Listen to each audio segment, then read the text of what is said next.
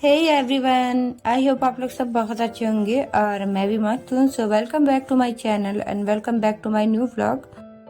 सो guys, आज का जो व्लॉग है वो होने वाला है अहोई अष्टमी का, जो कि दिवाली से 8 दिन पहले बनाई जाती है।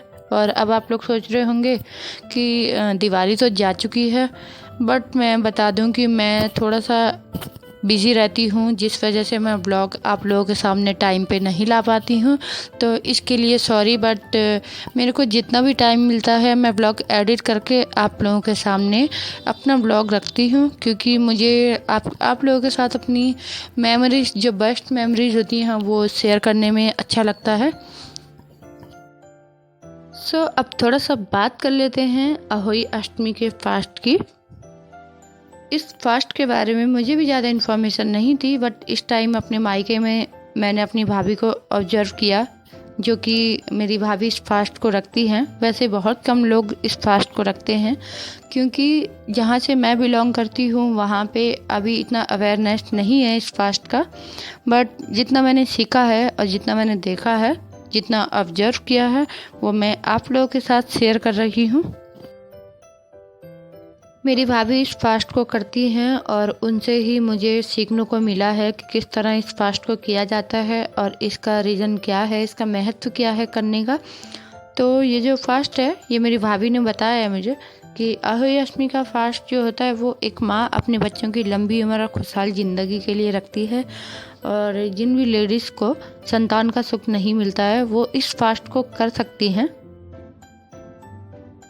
ये जो व्रत है ना, ये निर्जला व्रत है और इस दिन माँ बिना अन्न जल के इस फास्ट को करती हैं। और इस दिन अहोई माता की पूजा की जाती है।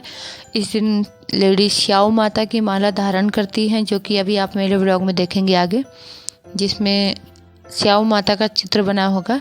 ये है श्याऊ माता की माला। इसमें श्याऊ माता और उनके बच्चे बने हुए हैं।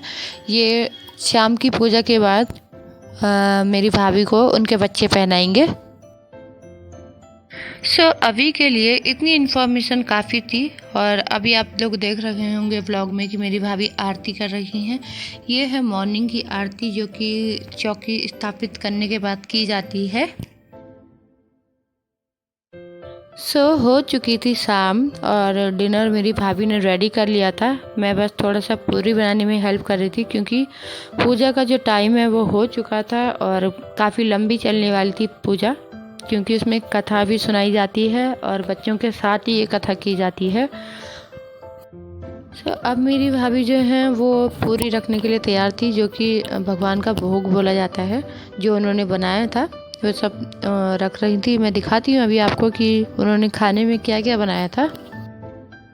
जैसा कि आप लोगों को दिख रहा होगा कि हलवा, पूरी और आलू की सब्जी उन्होंने बनाई थी, और ये सब प्रसाद में चढ़ने वाला था।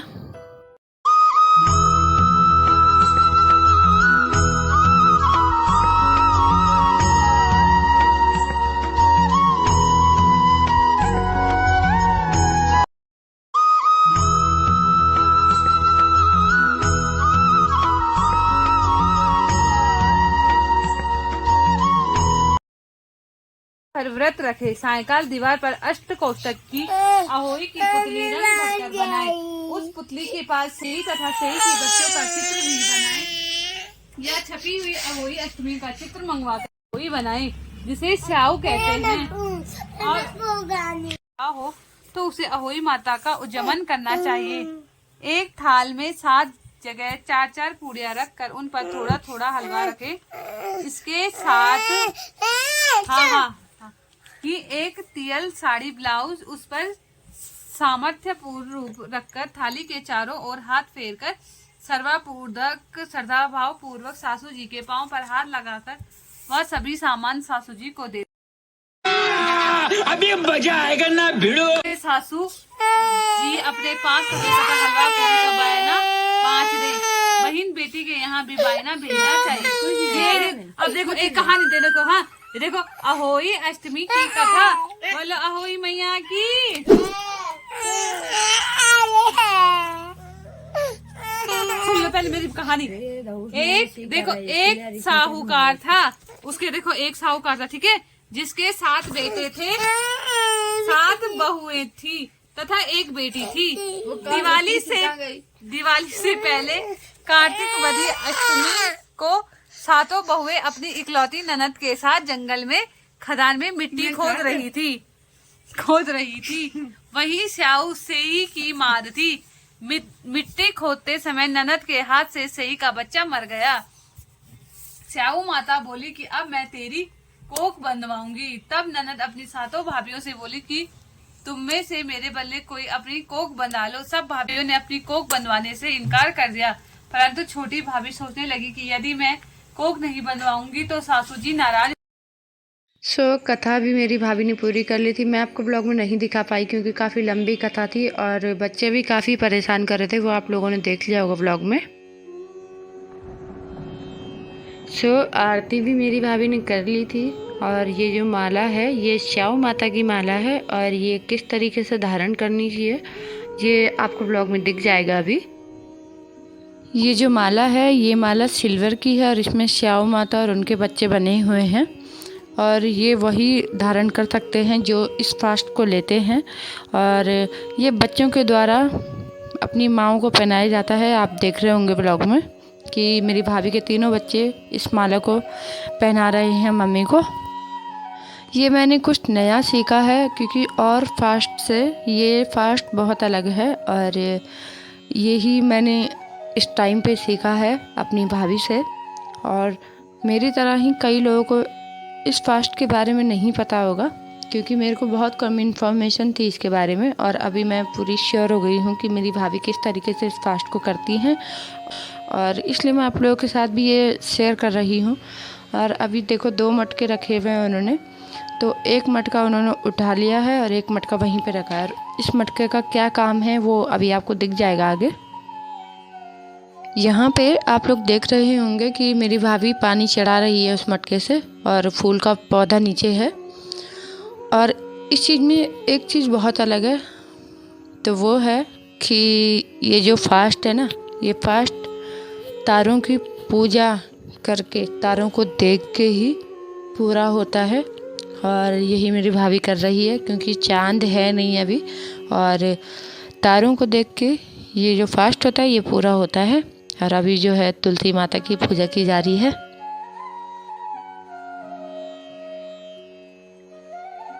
तो अब ये किस तरीके से ये फास्ट पूरा होता है ये अभी आपको दिख जाएगा। यहाँ पे मेरी भाभी का फास्ट पूरा हो चुका है और बच्चे जो हैं वो पानी पिला रहे हैं मम्मी को क्योंकि ये निर्जला फास्ट है और इसमें बच्चे ही पानी पिलाते हैं मम्मी को।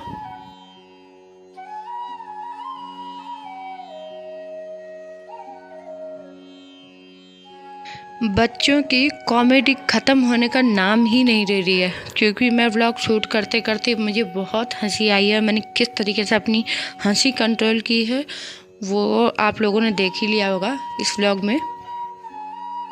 सॉरी गाइस, दूसरे मटके के बारे में मैं बताना भूल गई थी। जो आप लोगों ने चौकी में दूसरा मटका देखा है उस मटके में पानी भरा हुआ है और वो पानी दिवाली तक रखते हैं और जिस दिन दिवाली होती है उस दिन उस पानी को नहाने के पानी में मिक्स किया जाता है। जिस पानी से हम बच्चों को नहलाएंगे वो पानी उसमें मिक्स किया जाता है।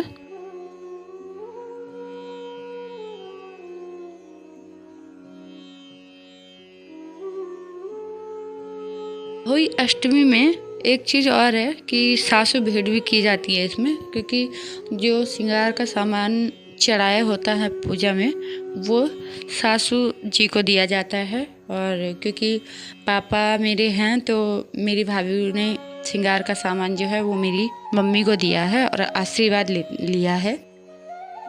जिन लोगों को मेरी तरह ही कन्फ्यूजन रहा होगा अहोई अष्टमी का, आई होप मेरे व्लॉग के थ्रू थोड़ा दूर हुआ होगा उनका कन्फ्यूजन। तो इसी के साथ मेरा व्लॉग यहीं पे एंड होता है। आई होप आप लोगों को मेरा व्लॉग पसंद आया होगा तो लाइक, सब्सक्राइब और कमेंट जरूर करें। तब तक के लिए बाय बाय।